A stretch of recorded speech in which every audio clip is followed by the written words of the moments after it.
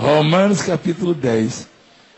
Os judeus rejeitam a justiça de Deus, está escrito aqui, ó. Naquela época. Irmãos, a boa vontade do meu coração, e a minha súplica a favor deles, a Deus, né, a favor deles, são para que sejam salvos.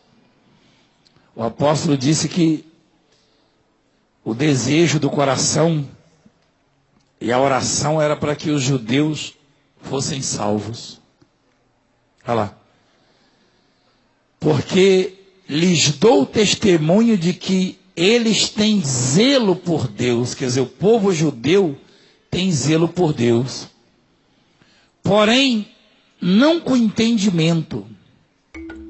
Eles têm zelo por Deus, porém, não com entendimento. O que ele quer dizer com isso? Que eles são religiosos, como há religiosos no mundo inteiro e muitos religiosos. Aliás, são incontáveis as religiões. Normalmente o religioso tem zelo por Deus, tem sede, mas não é com entendimento. Quer dizer, eles não entendem, não conhecem, não sabem o caminho.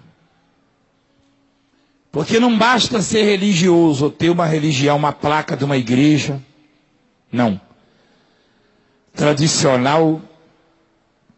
Paulo queria dizer que a solução para os judeus era receber Cristo como Senhor e Salvador. Porque eles eram extremamente religiosos.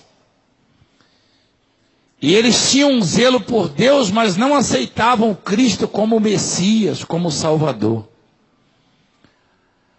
O significado é, não adianta eu ter uma religião, uma igreja, um sacerdote me orientando, se eu não receber Jesus Cristo como único Senhor e Salvador da minha alma.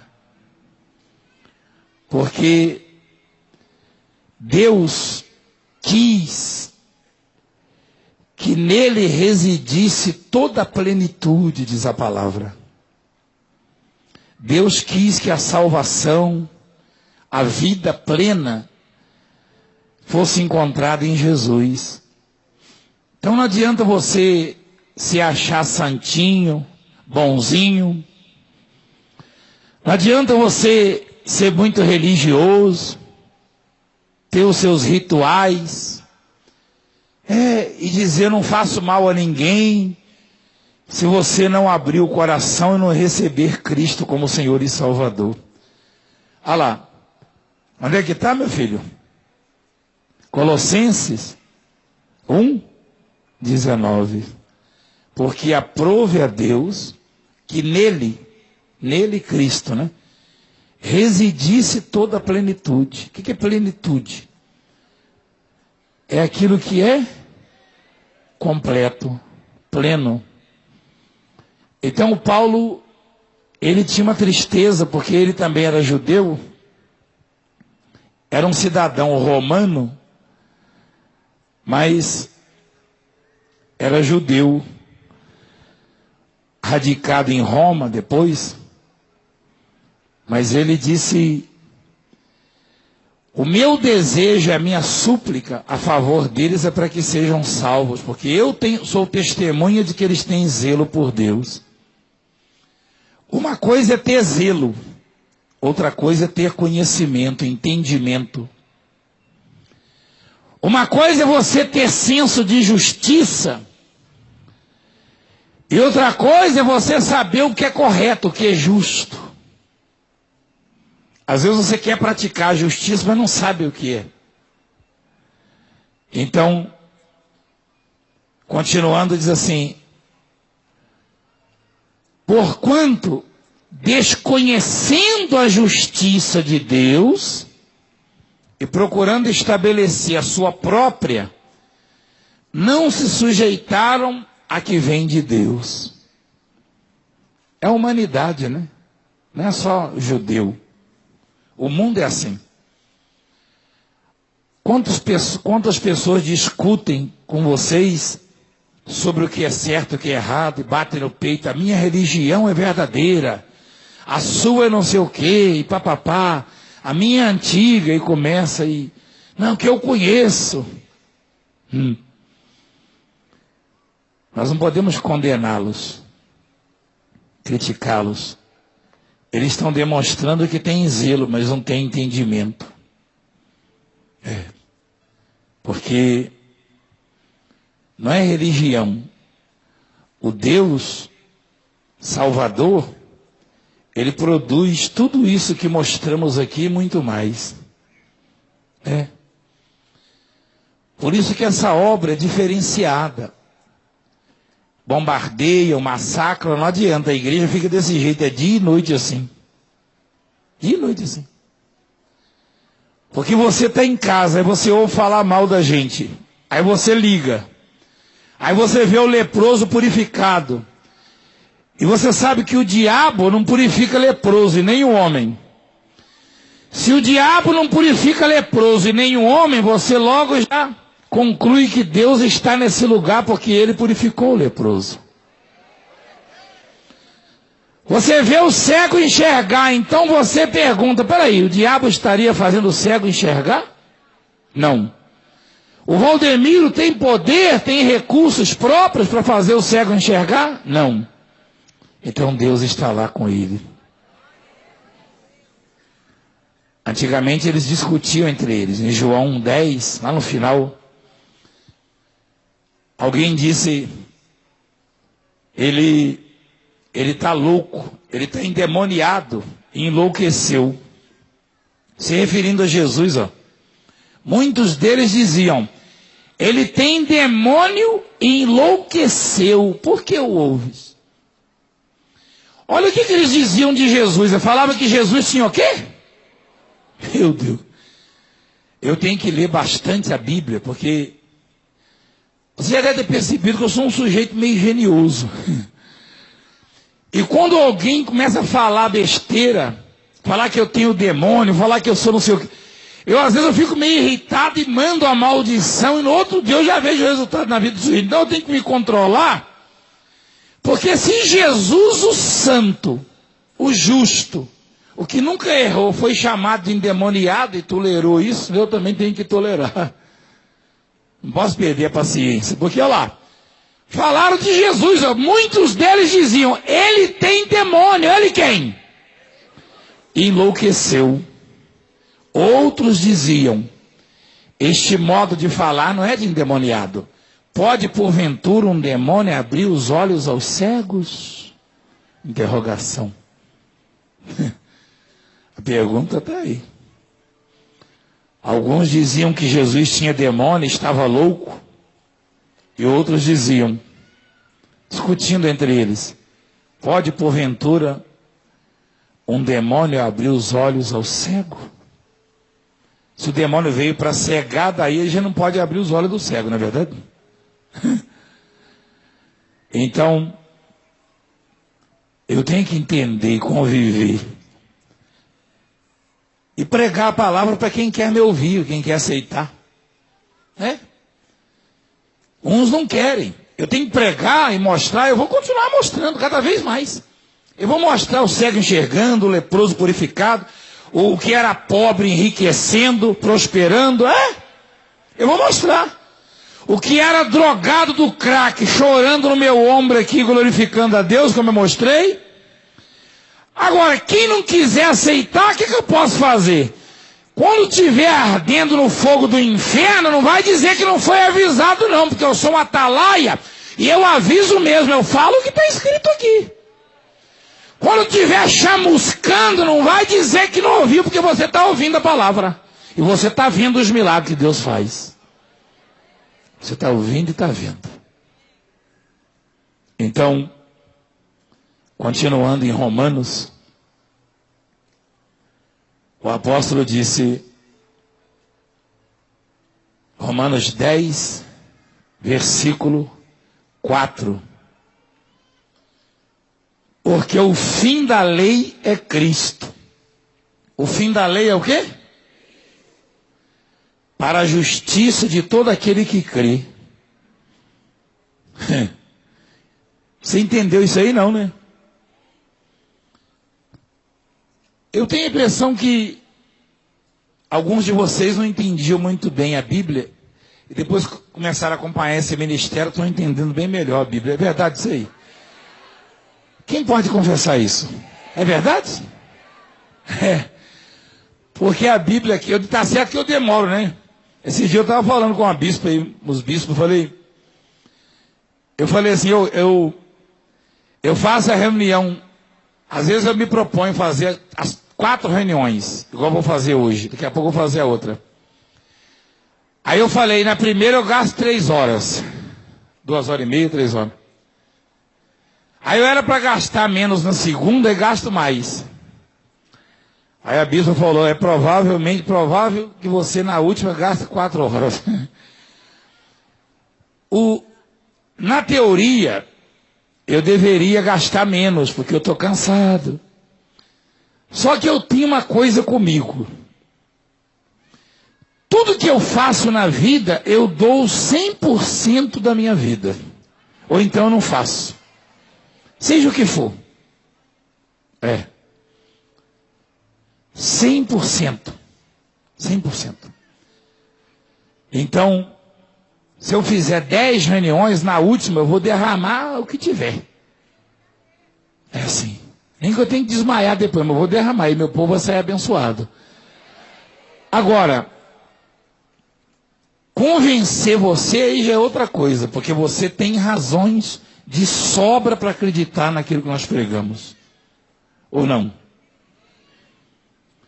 Então, continuando, diz assim, porque o fim da lei é Cristo, para a justiça de todo aquele, ou seja, aquele que crê, ele que deveria ser pela lei julgado, condenado, aquele que deveria pagar pelos seus delitos, o fato dele crer o absolve de toda a culpa, de todos os delitos. Eu não sei se você está entendendo.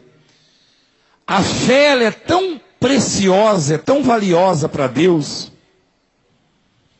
que uma vez você manifestando a sua fé em Cristo Jesus, ele apaga o seu passado e não se lembra mais dos seus delitos. Mas só a fé, o crer em Jesus Cristo como único Senhor e Salvador pode te dar esse privilégio. Não é o crer no Valdemiro, idolatrar o Valdemiro, ou na placa da igreja, não. O distribuir cestas básicas, ou cestas básicas, isso é bom. Para quem não tem o alimento, é maravilhoso. Mas isso também não apaga os seus pecados. O que apaga os seus pecados é crer que Jesus Cristo é o caminho, a verdade e a vida. É o Salvador, o único Salvador da sua vida, da sua alma. Se você crer no sangue de Jesus que foi derramado por você, ele passa uma borracha, uma esponja e lava os seus pecados. Do contrário, você pode dar nó até em pingo d'água, você não vai conseguir nada. Então o fim da lei é Cristo, para a justiça de todo aquele que crê. Ora, Moisés escreveu que o homem que praticar a justiça decorrente da lei viverá por ela.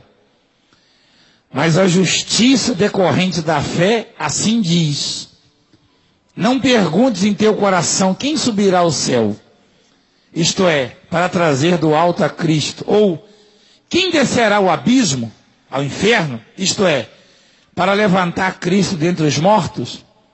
Porém, o que se diz? A palavra está perto de ti, na tua boca e no teu coração. Isto é, a palavra da fé que pregamos. Se com a tua boca confessares Jesus Cristo como Senhor e em teu coração creres que Deus o ressuscitou dentre os mortos, serás salvo. Não tem resenha. Não tem rituais macabros. Vai ter tanta gente invocada comigo. O que eu posso fazer? Eu não vou mudar minha pregação por causa daqueles que me ameaçam, que me perseguem. Porque inventam tanto, mas inventam. Cria tantos obstáculos para as pessoas, para o povo. O povo fica apavorado, porque tem igreja que o sujeito tem que fazer curso para ser salvo. Fazer curso. Tem igreja que o sujeito diz assim, você não pode tomar Santa Ceia. Você não pode. Como? E a Bíblia diz, examine-se, pois, o homem a si mesmo, em relação à Santa Ceia. Quer dizer, nenhum oreiudo pode te julgar ou condenar. Você tem que fazer um autoexame. Você e Deus. Ninguém te manda para o inferno e ninguém te manda para o céu. É você mesmo. Se você confessar Cristo como Senhor, você será salvo. Não adianta inventar. Ficam botando pedras no caminho do povo. E a pessoa luta daqui, tadinha, e dali nada. Não muda nada. Você viu? Você percebe a senhora ali pelo perfil. Eu perguntei, a senhora é crente há quanto tempo de outra igreja? 10 anos. E ela chamou o marido para a igreja dela? Não, vai lá na Mundial. Lá em São Paulo. A dela deve ser do lado da casa dela. Vai lá em São Paulo. Fazer o quê? Porque o sujeito fica resenhando. Eles acham, eu já ouvi tantos líderes falarem isso. Eles acham que quanto mais fardo colocar para você carregar, melhor é para segurar você na igreja. E Jesus fala sobre os fardos. Aí fica aquele monte, deixa para lá, mas fica aquele monte de doutrina, de ensinamento de homem. Não, que o crente não pode ir à praia, que o crente não pode jogar bola, que o crente não pode comer isso, que o crente não pode comer. Sai do meu pé, rapaz. Oxente, bichinho. O Pedro falou. Aliás, o Paulo. O Pedro foi repreendido, porque Deus mostrou um lençol com todo tipo de animais. Come, Pedro. Ele falou, eu não vou comer coisa imunda. Ele falou, não chama de imundo aquilo que eu santifiquei. E o Paulo falou, se alguém come, não critica o que não come. O que não come, não critica o que come. Porque tudo apresentado a Deus se torna santo e apto para ser ingerido, para ser consumido. Então para de inventar, rapaz. Por que só leio uma parte, só o que interessa? Só prega o que interessa na Bíblia, só prega o que interessa.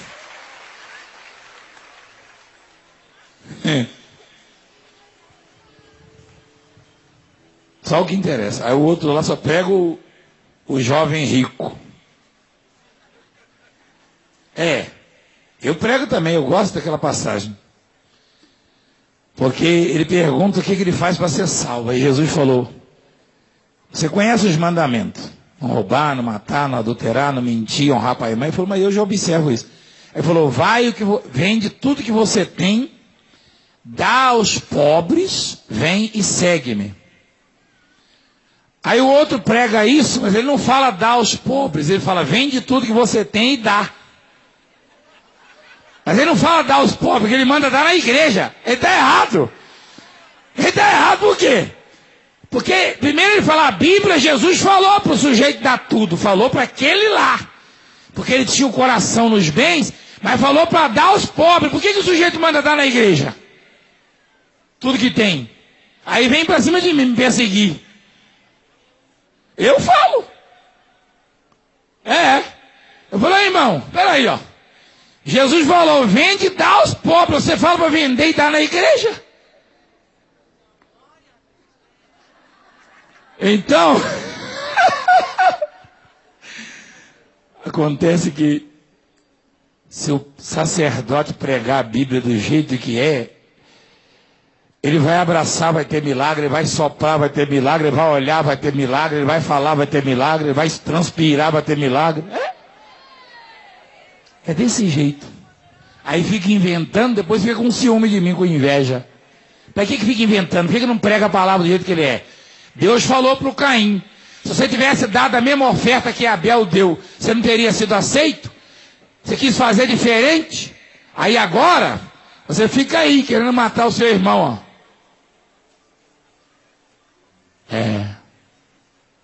Por que não faz a mesma coisa? Deus vai prosperar o trabalho dele também.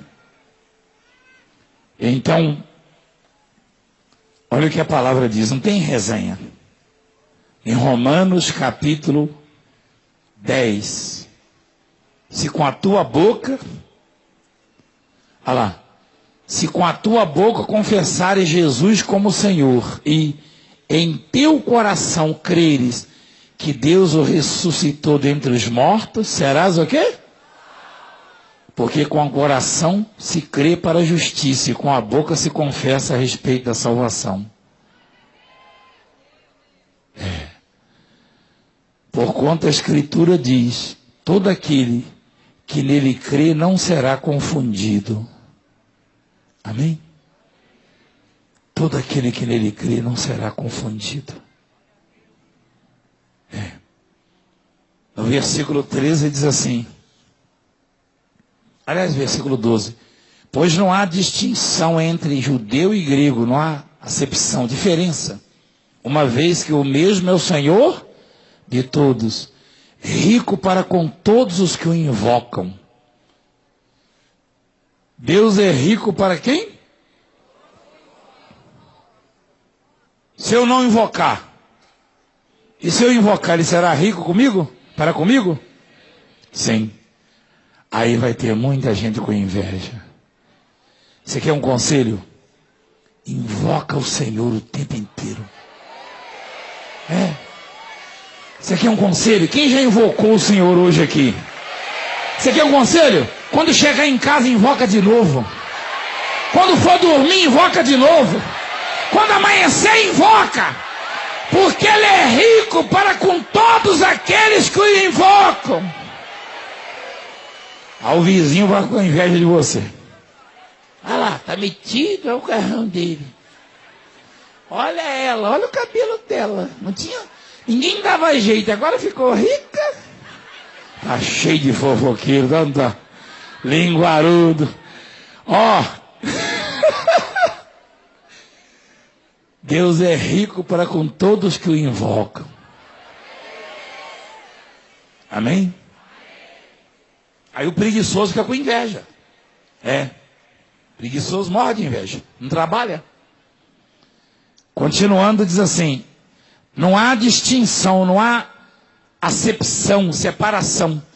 Deus não ama mais esse do que aquele, nem mais aquele do que este, mais os evangélicos do que os católicos, não. Deus ama todos.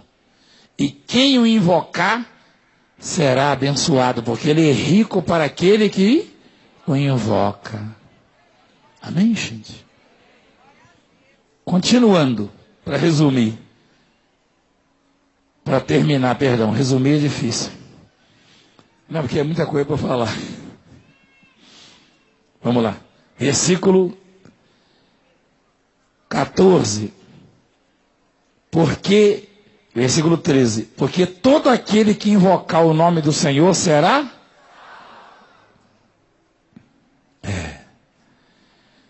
Porque todo aquele que invocar o nome do Senhor será salvo. Este será salvo não é só no sentido da vida eterna. Não. Se você observar na Bíblia, há momentos em que cegos invocam o Senhor e Deus abre os olhos do cego e diz assim, Jesus diz assim, a tua fé é o quê? Salvou de quê? Ele está falando de vida eterna ali, não? Não.